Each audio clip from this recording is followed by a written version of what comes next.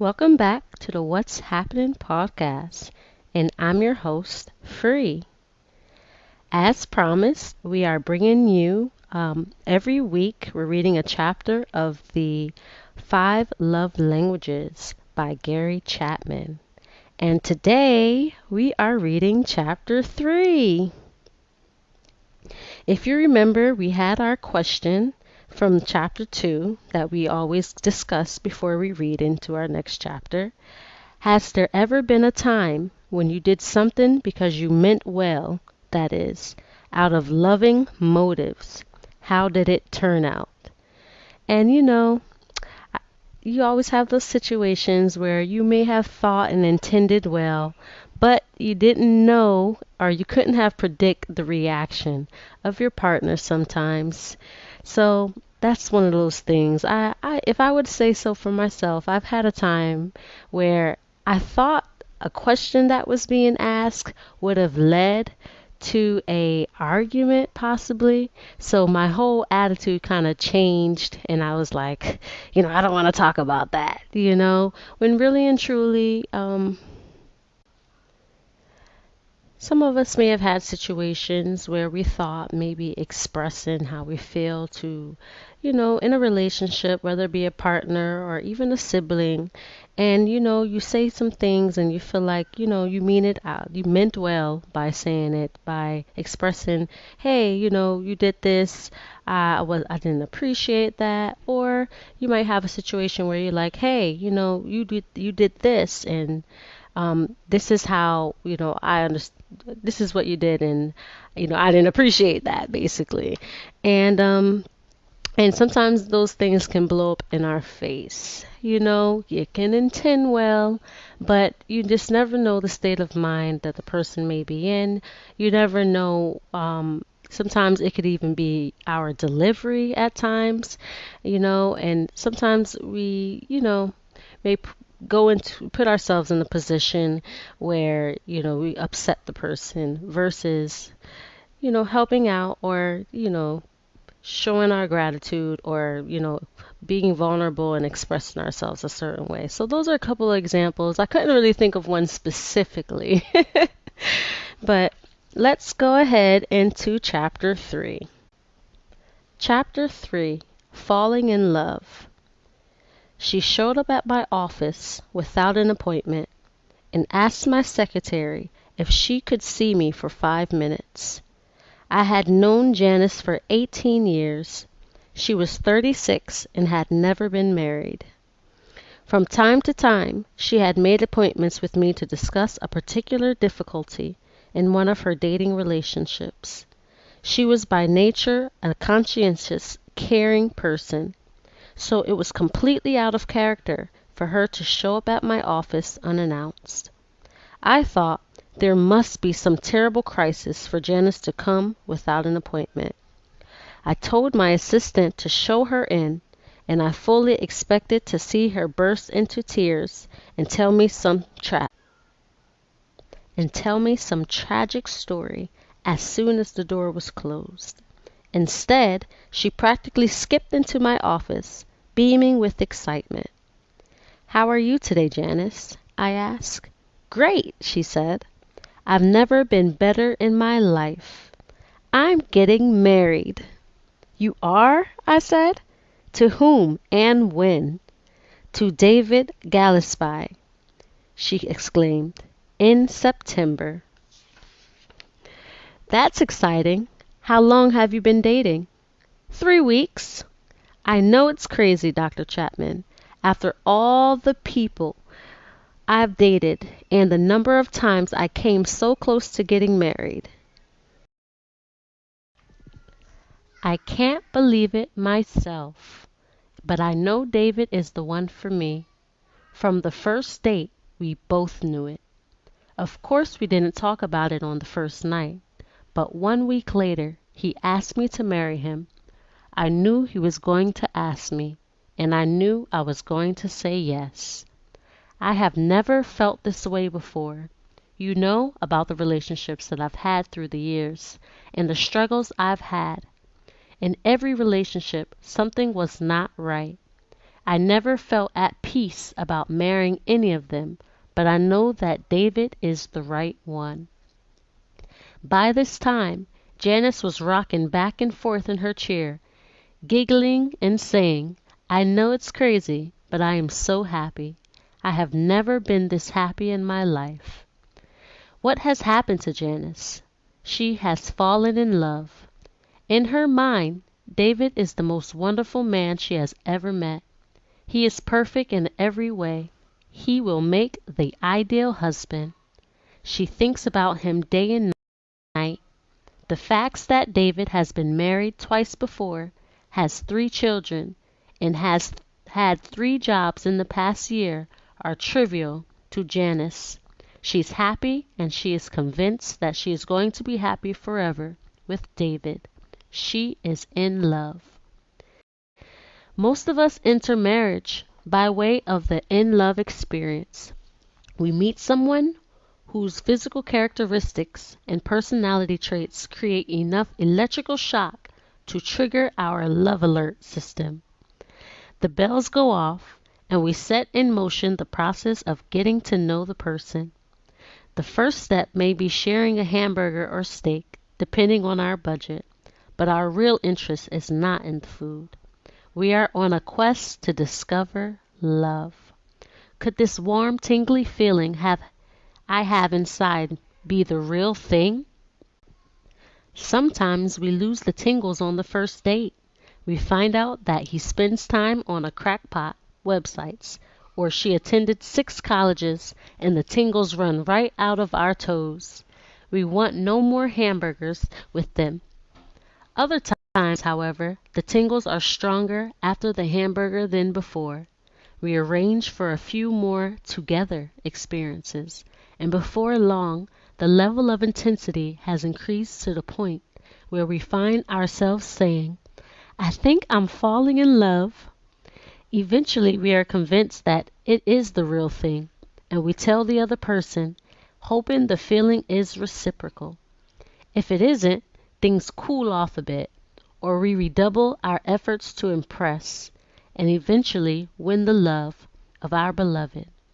When it is reciprocal, we start talking about marriage, because everyone agrees that being in love is the necessary foundation for a good marriage. The anteroom of heaven. At its peak, the in-love experience is euphoric. We are emotionally obsessed with each other. We go to sleep thinking of one another. When we rise, that person is the first thought on our minds. We long to be together. Spending time together is like playing in the anteroom of heaven. When we hold hands, it seems as if our blood flows together. We could kiss forever if we didn't have to go to school or work. Embracing sparks dreams of marriage and ecstasy. Do you guys remember that time? Whether it may be when he was a child, or whether it be a new relationship, where that person could do and say no wrong. All right. The person who is in love, we call her Jen, has the illusion that her beloved is perfect. Her best friend can see the flaws. It bothers her how he talks to Jen sometimes, but Jen won't listen. Her mother, noting the young man seems unable to hold a steady job, keeps her concerns to herself, but asks polite questions about Ryan's plans. Our dreams before marriage are of marital bliss. We are going to make each other supremely happy. Other couples may argue and fight, but not us. We love each other. Of course, we are not totally naive. We know intellectually that we will eventually have differences, but we are certain that we will discuss those differences openly. One of us will always be willing to make concessions, and we will reach an agreement. Right? It's hard to believe anything else when you are in love. We have been led to believe that if we are really in love, it will last forever. Man, I tell you, I don't know how many relationships, and I don't know if this is just my personality, guys, but every relationship that I've been with, I really thought that I was going to be with them forever. Which to me, I think that's a good thing because I didn't really go into any relationships like wanting a one night stand or just wanting something for a time. I always kept it in my mind like, could I see myself with this person forever? Until I actually met that person because, it's been about 13 years now. And man, when I tell you, what a beautiful roller coaster, but very fulfilling journey it can be, especially when you have communication and all of these things. But back to the story. We have been led to believe that if we are really in love, it will last forever. We will always have the wonderful feelings that we have at this moment. Nothing could ever come between us. Nothing will ever overcome our love for each other. We are caught up in the beauty and the charm of the other's personality. Our love is the most wonderful thing we have ever experienced. We observe that some married couples seem to have lost that feeling, but it will never happen to us. Maybe they didn't have the real thing, we reason. Unfortunately, the eternality of the in-love experience is fiction, not fact. The late psychologist Dr. Dorothy Tennov conducted long-range studies on the in-love phenomenon. After studying scores of couples, she concluded that the average lifespan of romantic obsession is 2 years. If it is a secretive love affair, it may last a little longer. Eventually, however, we all descend from the clouds and plant our feet on earth again. Our eyes are opened and we see the warts of the other person. Her quirks are now merely annoying. He shows a capacity for hurt and anger, perhaps even harsh words and critical judgments. Those little traits that we overlook when we were in love now become huge mountains. Reality intrudes. Welcome to the real world of marriage, where hairs are always on the sink and little white spots cover the mirror, where arguments center on which way the toilet paper comes off and whether the lid should be up or down. It is a world where shoes do not walk to the closet and drawers do not close themselves, where coats do not like hangers and socks go AWOL during laundry. In this world, a look can hurt and a word can crush. Intimate lovers can become enemies and marriage a battlefield. What happened to the in-love experience? Alas, it was but an illusion by which we were tricked into signing our names on the dotted line, for better or for worse. No wonder so many have come to curse marriage and the partner whom they once loved. After all, if we were deceived, we have a right to be angry. Did we really have the real thing? I think so. The problem was faulty information. The bad information was the idea that the in-love obsession would last forever. We should have known better.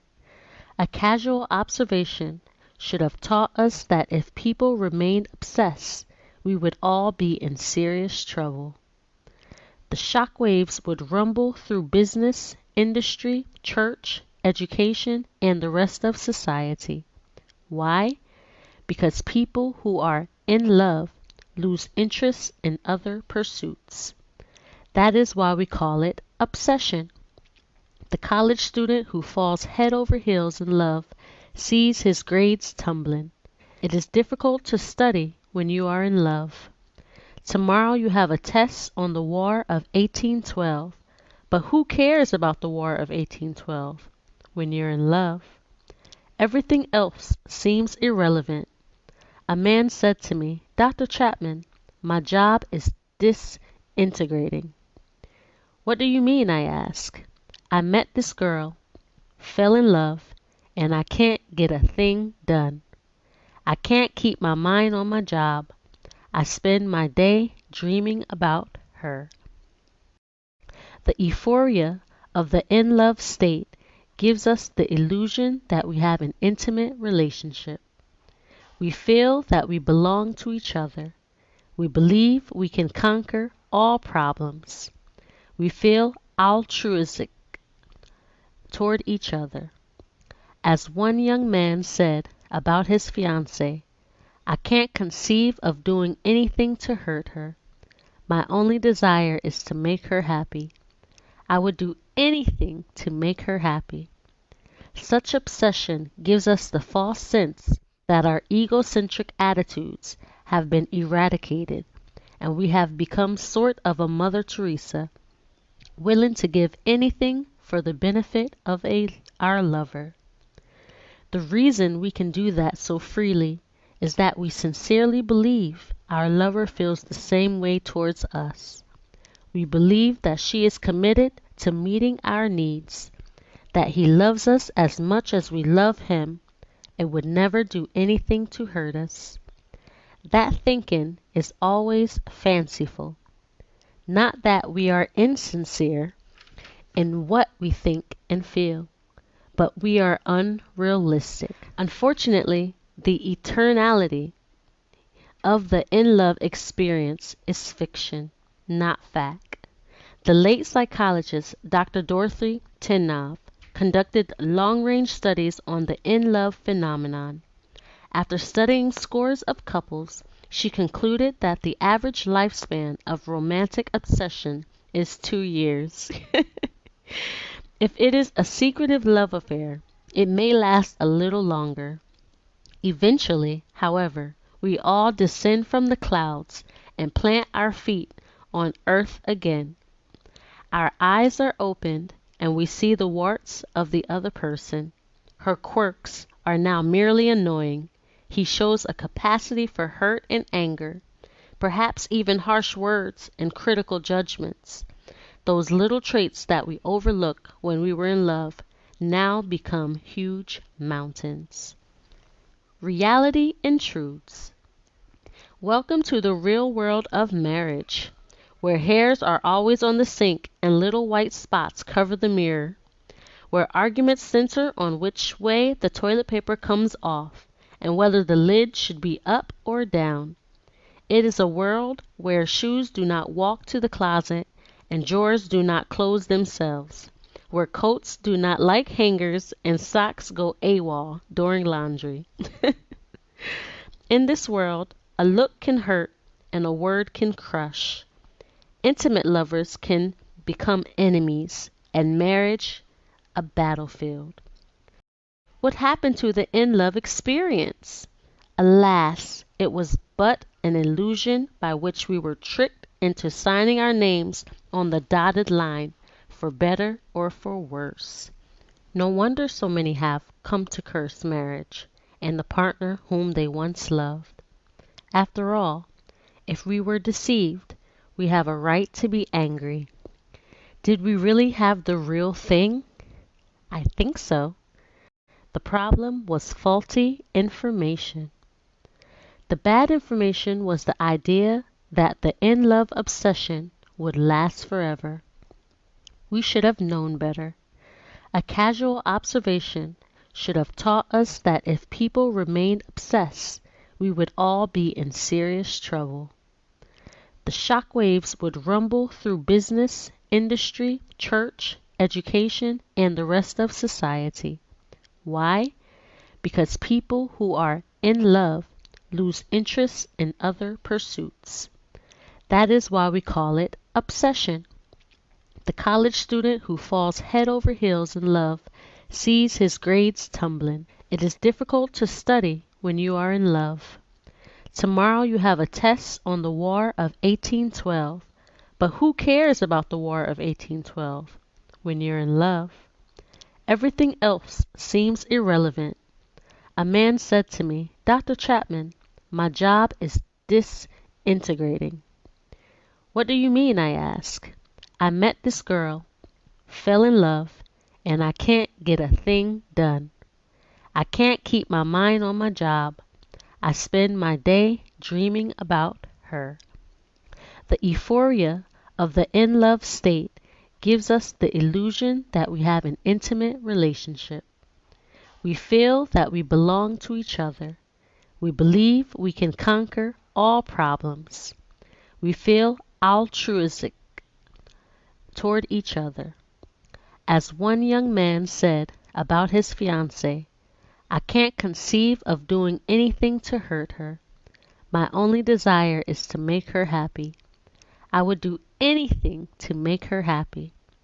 Such obsession gives us the false sense that our egocentric attitudes have been eradicated, and we have become sort of a Mother Teresa, willing to give anything for the benefit of our lover. The reason we can do that so freely is that we sincerely believe our lover feels the same way towards us.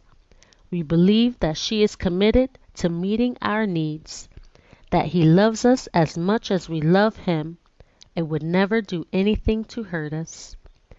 That thinking is always fanciful. Not that we are insincere in what we think and feel, but we are unrealistic. We fail to reckon with the reality of human nature. By nature, we are egocentric. Our world revolves around us. None of us is totally altruistic. The euphoria of the in-love experience only gives us that illusion. Once the experience of falling in love has run its natural course, remember the average in-love experience lasts 2 years. We will return to the world of reality and begin to assert ourselves. He will express his desires, but his desires will be different from hers. He wants sex, but she is too tired. He dreams of buying a new car, but she flatly says we can't afford it.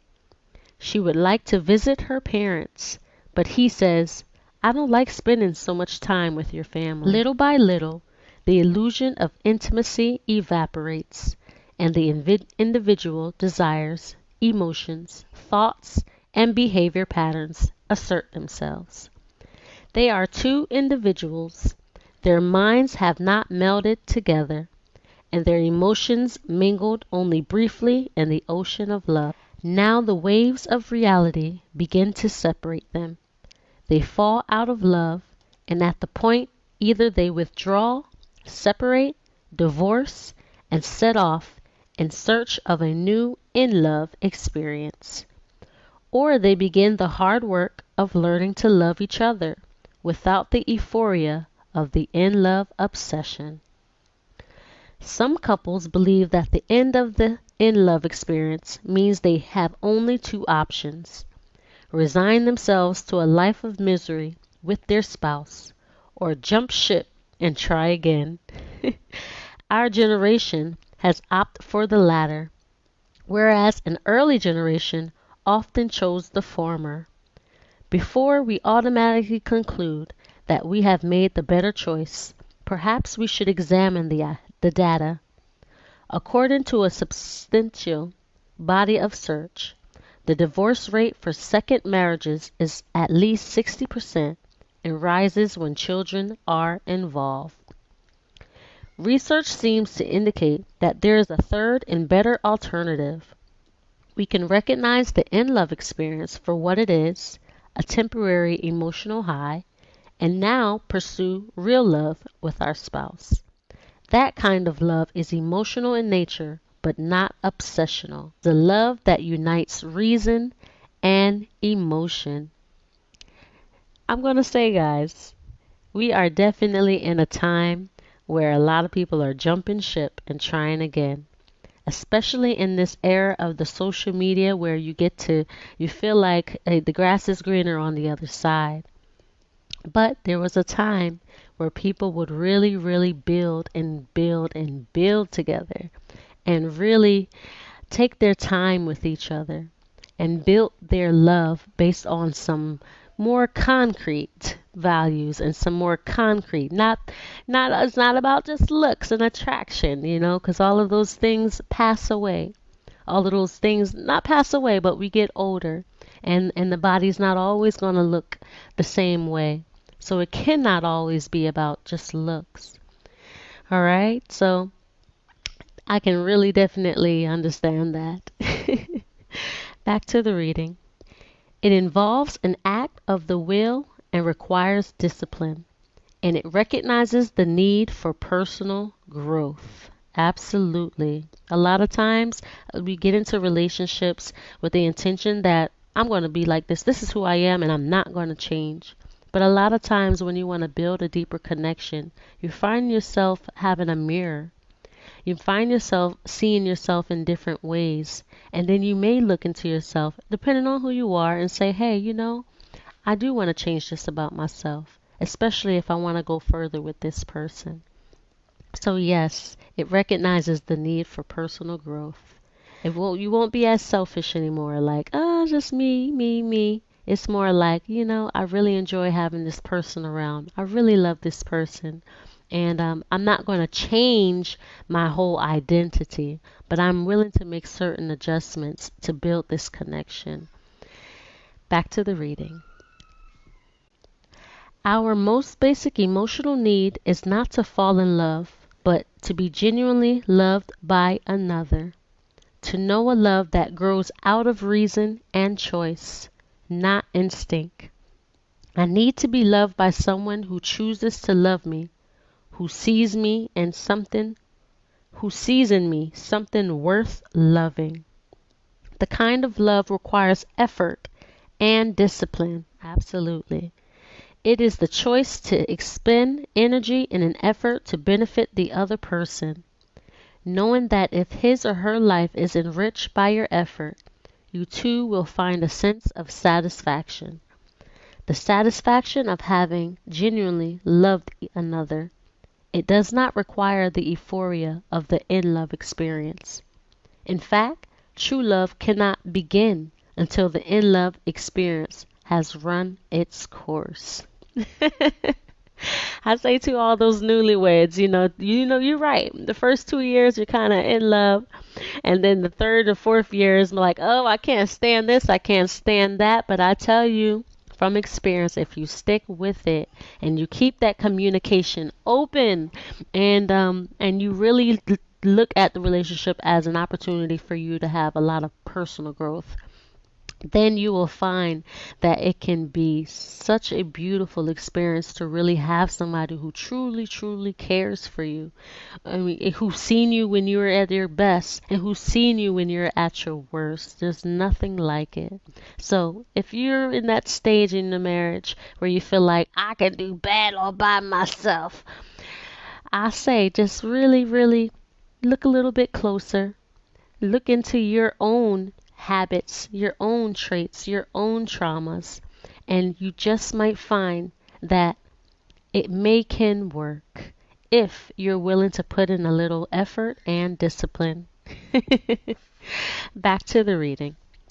We cannot take credit for the kind and generous things we do while under the influence of the obsession. We are pushed and carried along by an instinctual force that goes beyond our normal behavior patterns. But if once we return to the real world of human choice, we choose to be kind and generous, that is real love.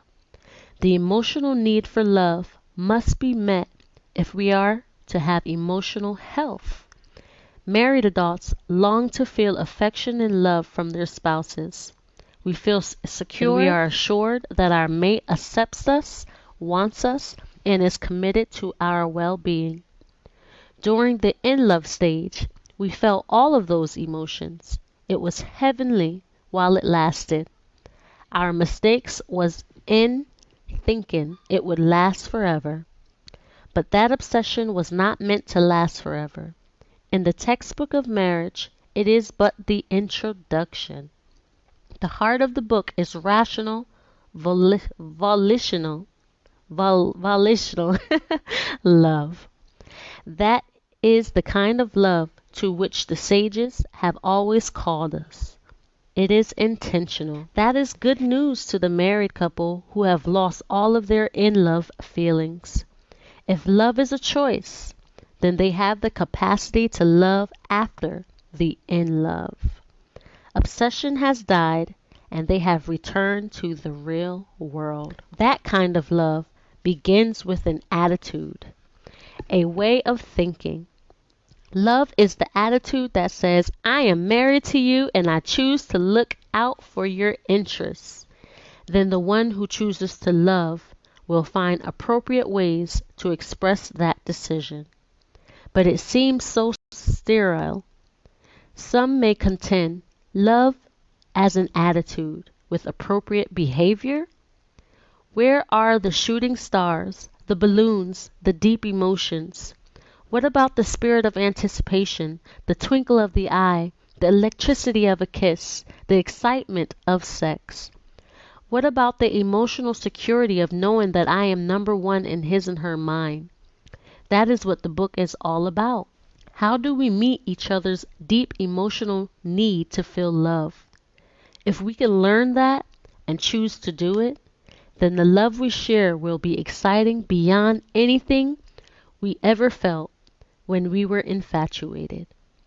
For many years now, I have discussed the 5 emotional love languages in my marriage seminars and in private counseling sessions.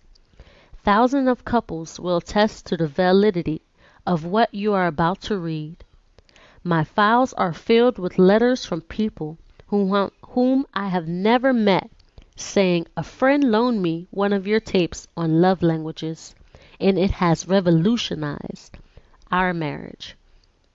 We had struggled for years trying to love each other, but our efforts had missed each other emotionally. Now that we are speaking the appropriate love languages, the emotional climate of our marriage has radically improved. When your spouse's emotional love tank is full and he feels secure in your love, the whole world looks bright and your spouse will move out to reach his highest potential in life. But when the love tank is empty and he feels used but not loved, the whole world looks dark and he will likely never reach his potential for good in the world. In the next 5 chapters, I will explain the 5 emotional love languages, and then in chapter 9, illustrate how discovering your spouse's primary love language can make your efforts at love most productive. Question for this chapter. Look back on the point in your marriage when reality set in and the initial romantic feelings faded. How did this affect your relationship? For better or worse? That is a good one. When you were done being obsessed, what happened after that? When you were done saying he's perfect, I love everything about him, and now you've been living it with him for 6 months and 7 months or maybe a year. How do you feel now?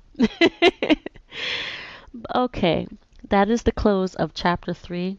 I am Free, your host at What's Happening Live Podcast. And thank you for coming in and sitting down and getting comfortable and listening.